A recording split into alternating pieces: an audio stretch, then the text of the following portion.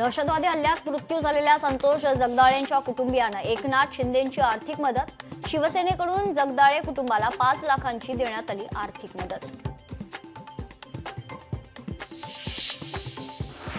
मातोश्री बाहेर शिंदेंच्या शिवसेनेची बॅनरबाजी। महाराष्ट्र दिनाच्या शुभेच्छा देणारे लावले बॅनर, तर बॅनरवर बाळासाहेब ठाकरे, आनंद दिघेंचे फोटो।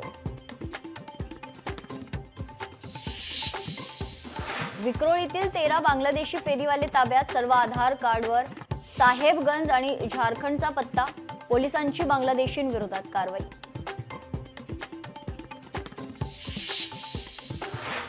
बीडमधील ज्ञानराधा मल्टीस्टेट घोटाळ्याचा तपास सीआयडीकडे। यापूर्वी आर्थिक गुन्हे शाखेकडे होता तपास। सीआयडीकडे वर्ग केल्यानं तपासाला गती मिळण्याची शक्यता।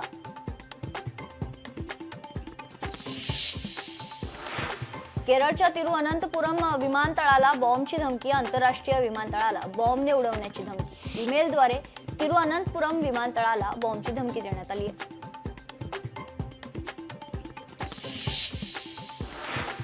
सांगलीच्या जत तालुक्यातील आश्रमशाळेत अल्पवयीन विद्यार्थिनीचा विनयभंग। मुख्याध्यापकानेच केला विद्यार्थिनीचा विनयभंग। पोलिसांकडून मुख्याध्यापकाला अटक।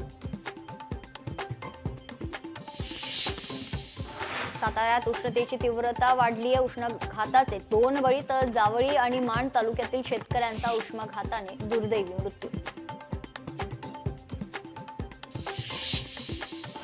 धुळ्याच्या दहिवेल पिंपळनेर रस्त्यावर मजुरांच्या रिक्षाला एसटी बसची धडक। जोरदार बसच्या धडकेमध्ये 10 ते 12 मजूर जखमी। जखमींमध्ये महिलांचा देखील समावेश।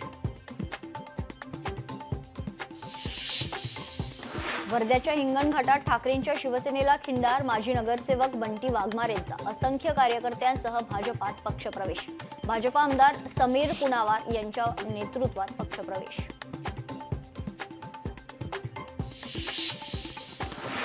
कल्याणमध्ये किरकोळ वादावरून एपीएमसी मार्केटमध्ये व्यापाऱ्याच्या कुटुंबावर हल्ला। दुसऱ्या व्यापाऱ्यानेच खरतर धारदार शस्त्राने हल्ला केलेला आहे। हल्ल्यात व्यापाऱ्याचा जागीच मृत्यू, तर मुलगा आणि पत्नी गंभीर जखमी।